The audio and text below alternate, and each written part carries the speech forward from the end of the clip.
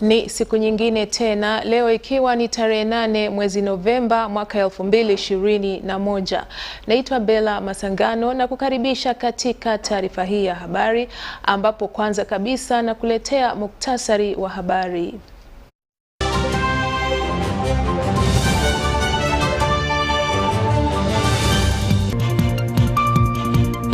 Polisi yaonyesha michoro ya picha za washukiwa walioteka bomu Komamboga.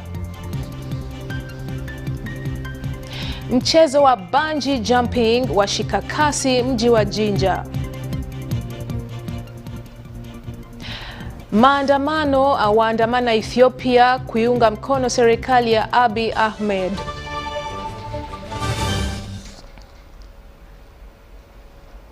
Katika habari ya kwanza tunaambiwa kwamba athari zilizoletwa na mlipuko wa COVID-19 zimepelekea utalii wa ndani ya nchi kuongezeka katika mji wa Jinja, huku mchezo wa bungee jumping ukiendelea kushika kasi. Kutokana na watu wengi kuonekana kuupenda mchezo huo wa kutisha, kituo cha mchezo huo cha bungee Uganda kimefunguliwa upya huko Jinja.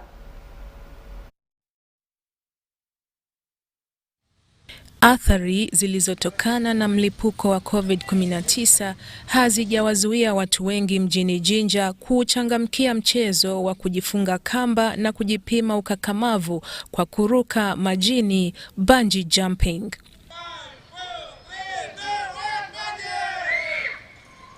Kinyume na ilivyokuwa awali, watalii wengi wa kigeni wamekuwa wakisitisha safari zao za kuelekea kwenye maeneo ya vivutio vya utalii, na badala yake sasa utalii wa ndani ya nchi umekumbatiwa na watu wengi kwenye mji wa Jinja.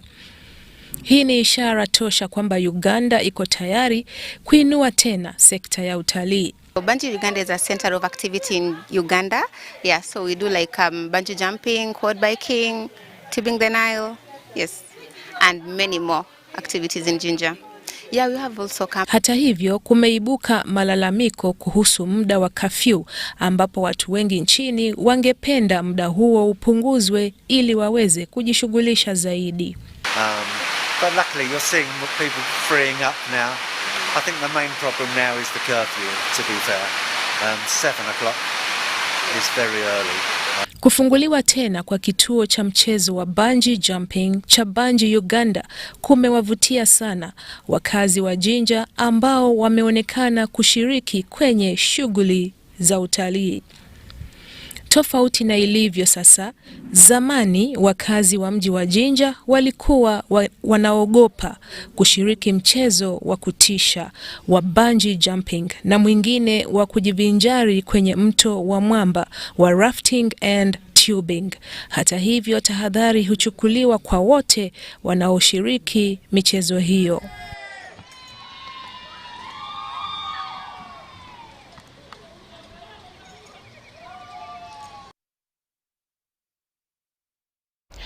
Polisi nchini imeonyesha michoro ya picha za washukiwa wawili wakuu wa shambulizi la bomu lililofanyika kwenye baa moja iliyo na sehemu ya kitimoto ya Digida Pork Joint huko Komamboga. Msemaji wa polisi Fred Enanga anaarifu kwamba wawili hao wanahusishwa pia na makundi ya uhalifu ambayo yanaandaliwa kutenda uhalifu wa kigaidi nchini. Michoro hiyo imechorwa kutokana na maelezo kutoka kwa walioshuhudia tukio la shambulizi la bomu eneo la Komamboga ambalo liliua mmoja na kujeruhi wengi. Premises. So we are going to share these ones widely so that even if they are hiding or in whatever corner they are, we have to ensure that we have them traced and arrested. So out of those that we shall be able to arrest, we shall continue screening and carrying out identification parade until we come up with the best description of the suspects. Pia kwamba upelelezi unaendelea kufanywa kuhusiana na makundi hayo ya kihalifu yanayohusishwa pia na kundi la wahalifu la ADF. Aidha, Enanga anasema kuwa makundi hayo yanafundishwa namna ya kuvuruga amani nchini. They didn't go for training like in the eastern DRC, Mozambique, and these other places where the ADF has been quite active. And they have been primarily inspired by the ADF ideology of superiority of their religious belief, which is the primary source of their lethal attacks. Polisi imegundua vilipuzi vilivyotengenezwa na makundi ya wahalifu nchini wakati wa kuwasaka magaidi wanaoendeleza vitendo hivyo nchini. Vile polisi imemtaka mwenyekiti wa vuguvugu jipya la FDC Dr. Kizza Besigye na mbunge wa manispaa ya Mityana Francis Zake that NUP together with other violent groups and actors as well as the pressure group under Dr. Kizza Besigye, retired Colonel Dr. Kizza Besigye, come out and indicate that they are going to use all means, all available means to cause change of a legitimate government. The same inappropriate statements of using illegitimate and unconstitutional means were also made by Honorable Francis Zake in one of the engagements. Our Political Crimes Department has taken a serious note of these utterances and has opened case files respectively. Kujitokeza polisi kwa kutamka maneno ambayo yanaweza kuchochea vurugu nchini. Kwingineko, idara ya CID imedokeza jinsi ambavyo wamemfuatilia na kumkamata katibu wa uhamasishaji wa mashariki mwa nchi wa NUP Moses Bigirwa kuhusiana na tuhuma za ulaghai wa pesa. And he claimed responsibility and confirmed this to one of the confidants of Right Honorable Deputy Speaker. Bigirwa further indicated that he belongs to a syndicate team that is too big, constituted of legal officers that will not leave any stone unturned until their interests are met.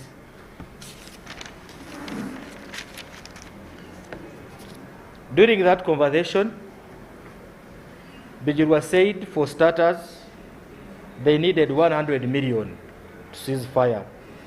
Katika uimarishaji wa agizo la kafyu wiki iliyopita, polisi iliwakamata watembeaji kwa miguu 1790, magari 1310 na pikipiki 3487 kwa ukiukaji wa masharti ya kafyu.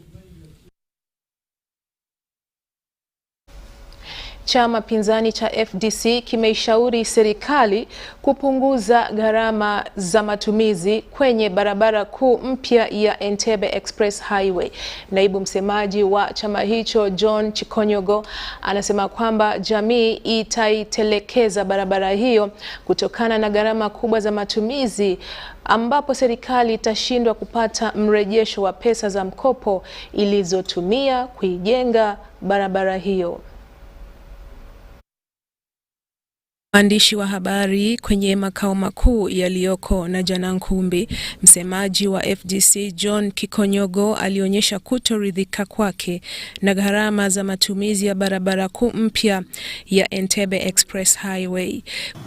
Why do you raise the money to those levels to deny people using the road which they should have been using, and we are paying taxes from fuel, from everything, and you deny us this opportunity of using our roads? Kulingana na Bwana John, gharama hizo ni kubwa sana kwa raia wa kawaida, kwani zitakuwa zikitozwa mara mbili, yani wakati wa kuingia kwenye barabara hiyo na kutoka. They told us they are going to start charging us some fees to use that road. This money we borrowed here, it is us who are going to pay. Now they are charging you, a vehicle like mine, about 15,000 whenever you use that road. So if you're working in Entebbe and you want to use it to go to Kampala, you pay 15, then you pay 15 again when you are coming back, which means you are going to pay 900,000 per month. Aidha, FDC imetoa wito kwa serikali kupunguza muda ambapo kafyu inaanza ili kuruhusu watu kufanya kazi zaidi, huku ikiendelea kufanya mipango ya kuruhusu shughuli na biashara zote kuendelea tena kama awali. So it does not make sense to maintain the curfew at 7 p.m. when practically we can't reach home by 7 p.m. So we are appealing to government.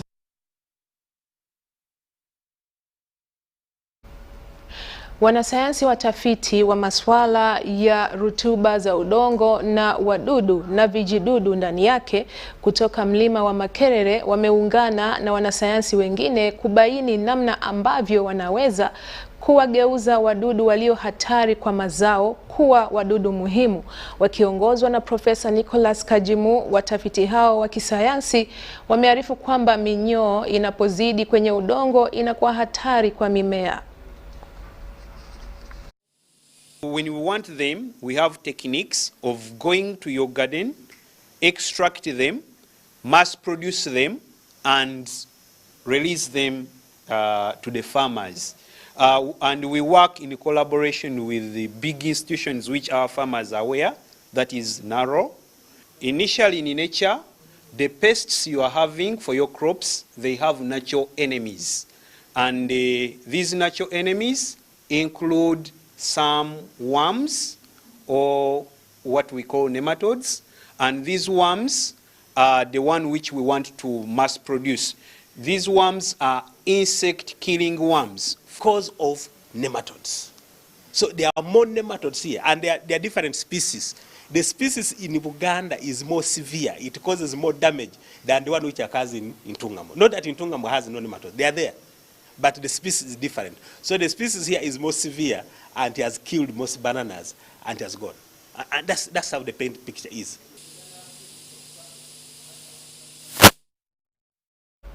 Na sasa tupate matangazo kutoka studio zetu.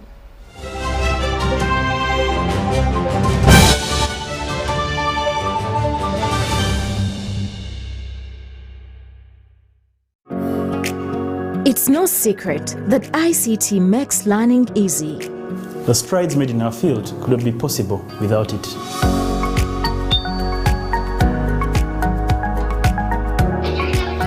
And now we can watch our favorite shows. My radio is my best friend. UCC provides an enabling regulatory environment and policy guidance for healthy competition. We also facilitate ease of doing business in the communications sector through licensing, standardization, spectrum management, tariff regulation, rural communication development, and consumer empowerment. An informed consumer is an empowered consumer. UCC supports local content and innovations. Driving the development of a robust communication sector in Uganda is Uganda Communications Commission.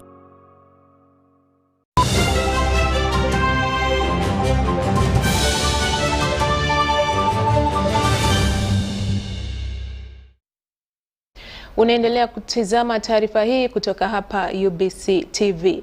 Na katika habari ya kimataifa, maelfu ya watu waliandamana hapo jana katika mji mkuu wa Ethiopia Addis Ababa kuiunga mkono serikali ya Abiy Ahmed na jeshi la shirikisho linalopambana na vikosi vya Tigray na washirika wake. Baadhi ya waandamanaji walikashfu Marekani, ambayo ni moja kati ya nchi ambazo zimetaka mapigano yaliyopamba moto katika wiki za hivi karibuni kusitishwa.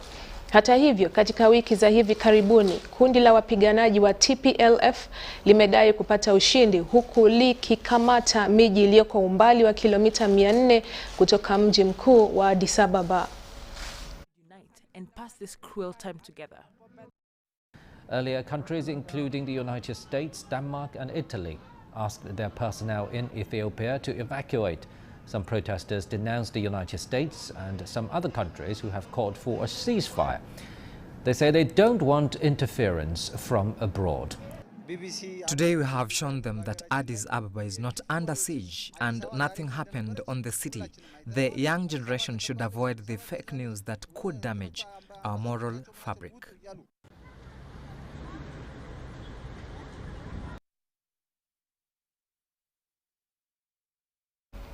Na hivi sasa tupate taarifa kuhusiana na utabiri wa hali ya hewa. Karibuni kwa utabiri wa hali ya hewa. Mtangazaji naitwa Kutesa Mili. Habari za jioni. Bado tuko na vipindi vya mvua vyenye imeendelea mbele kunyesha sehemu nyingi ya nchi yetu, lakini kushinda kwa ziwa la Victoria pamoja na sehemu za mashariki. Na kwa hivyo tunaona kwamba mijini ya nchi yetu Kampala imefikisha 26.8 kama ilikuwa na 22.7, Masaka 19.4, Masisi imefikisha 11.5.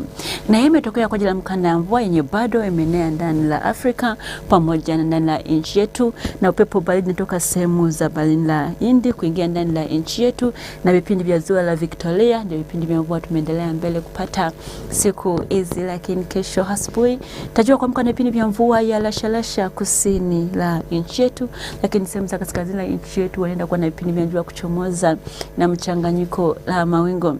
Baada tunaona kwamba mambo yanaenda kubadilika sana sehemu nyingi ya nchi yetu. Tajua kupata vipindi vya mvua kunyesha pamoja na radi ndani, joto la juu tajua kufika 30 sehemu za kaskazini la nchi yetu, 27 sehemu za Lua pamoja na mjini ya nchi yetu Kampala, lakini kwa milima ya kawaida tunaona kwamba inaenda kwenda chini kidogo kwa 20 na mbele. Wanatoka ndani ya nchi yetu kutembelea miji kadhaa duniani na kuelezea kwamba Paris tajua kuwa na vipindi vya mawingu na joto kuwa chini kidogo kwa 11, lakini Zanzibar, Addis Ababa, Dubai pamoja na Mombasa tajua kuwa na vipindi vya jua kuchomoza na mchanganyiko la mawingu, lakini sehemu za Dubai inaenda kuchomoza sana na joto la juu kufika 33. Asante sana kutazama, nimebaki Kutesa Mili, tuonane kesho. Asante sana Kutesa Mili, na hivi sasa muktasari wa habari unarudi tena.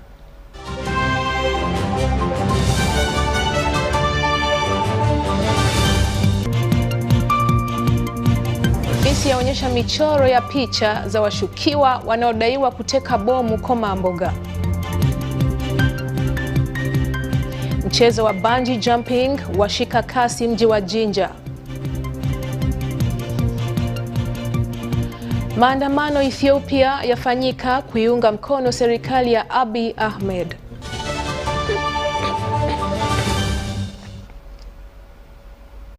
Sina la ziada hadi hapo, mtazamaji wetu wa UBC TV. Asante sana na tuonane tena kesho.